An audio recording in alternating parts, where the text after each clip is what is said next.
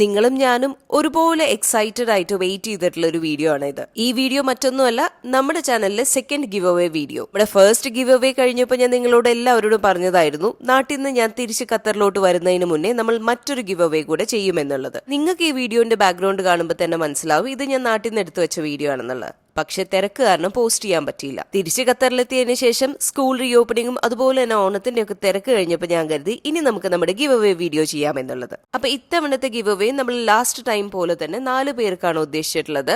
ആദ്യത്തെ ഗിഫ്റ്റ് എന്ന് പറയുന്നത് നിങ്ങൾ കണ്ടിട്ടുള്ള ആ പാൻഡ ബോട്ടിലായിരുന്നു. ഭംഗിയിലാണെങ്കിലും ക്വാളിറ്റിയിലാണെങ്കിലും നല്ല അടിപൊളി സാധനമാണ്. സെക്കൻഡ് ഗിഫ്റ്റ് ഈ കാണുന്ന പൗച്ചാണ്. ഇൻബിൽഡ് കാൽക്കുലേറ്റർ ഉള്ള അത്യാവശ്യം നല്ല വലുപ്പമുള്ള ഒരു പൗച്ചാണ് ഇത്. ഇനി നമ്മുടെ തേർഡ് ഗിഫ്റ്റ് ഒരു മാർക്കർ സെറ്റ് ആണ്. നമ്മൾ ലാസ്റ്റ് ടൈം കൊടുത്തതുപോലെ തന്നെ ഡബിൾ ഹെഡഡ് മാർക്കർ സെറ്റ് തന്നെയാണ്. ടോട്ടൽ ആയിട്ട് 12 കളേഴ്സ് വരുന്ന ഒരു മാർക്കർ സെറ്റ് ആണ്. അതിനോടൊപ്പം തന്നെ ഈ ക്യൂട്ട് ആയിട്ടുള്ള ഒരു കീ ചെയിനും കൂടെ നമ്മൾ കൊടുക്കുന്നുണ്ട്. ഇനി ഫോർത്ത് ഗിഫ്റ്റ് എന്ന് പറയുന്നത് നമ്മുടെ ഫോം ക്ലേയുടെ ഒരു സെറ്റാണ്. സാധാരണഗതിയിൽ നമ്മൾ ഫോം ക്ലേ കാണുന്നത് ഒരു പാക്കറ്റിലായിട്ടാണ് അല്ലെ. ഇത് പക്ഷെ നല്ല ബോക്സ് ആണ്. എയർ ടൈറ്റ് ബോക്സിന്റെ ഉള്ളിലാണ് നമുക്ക് ഈ ഫോം ക്ലേ കിട്ടുന്നത്.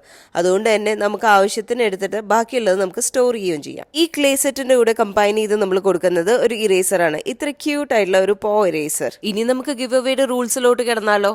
റൂൾസ് വളരെ സിമ്പിൾ ആണ്.